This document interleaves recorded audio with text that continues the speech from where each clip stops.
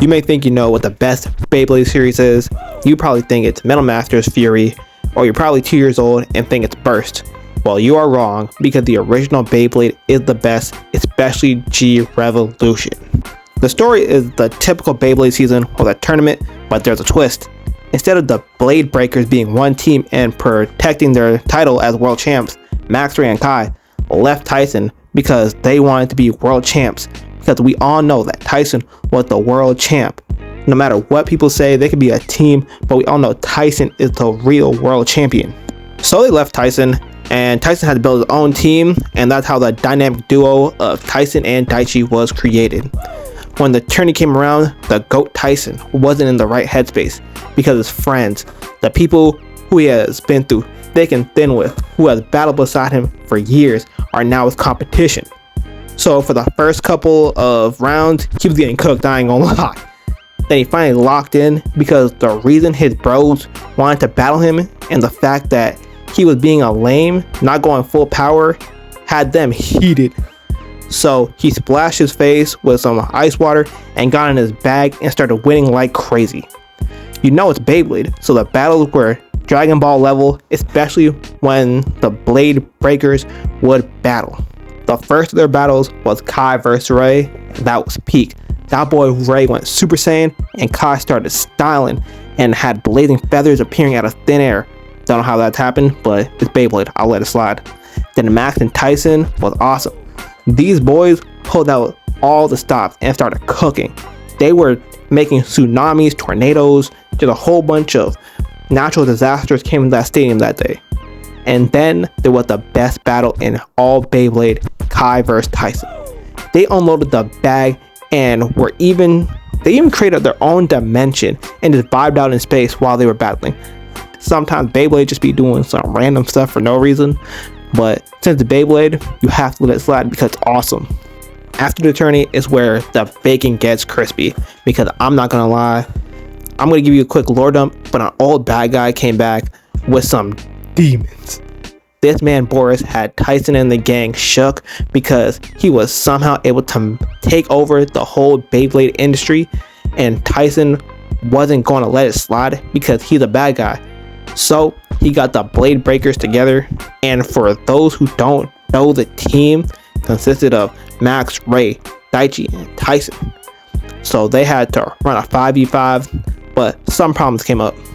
Problem number one is they would need materials to fix their Beyblades, and since Boris took over the industry, if you weren't registered with his company, you cannot get any new parts. Problem number two, now they have to make their own Beyblades and find people who can control the new Beyblades they made, because apparently, for whatever reason, these Beyblades are hard to control, even though they're toys, but it is what it is. And then problem number three was only 4 people were able to control the Beyblades, and those were the 4 I mentioned earlier. So yeah, it's a 5v5, but they only have 4 people. They're kind of cooked. And no one else can really join the team, because if you're not at a certain level, the bega guys were gonna cook you.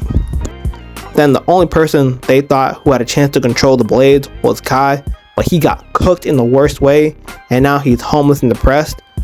We'll get to that later on in the video on how that even happened, or if you want to know, I made a video about it earlier on. Just look on I'll probably add it in the description.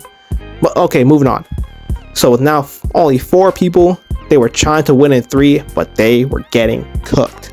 So Ray and Daichi fumbled the bag, and Max kept them afloat because he was able to get a draw. We all thought G-Red was cooked, and Tyson would have to clutch 3 battles solo, and that would be hard because Bega Bladers were some of the strongest in the world.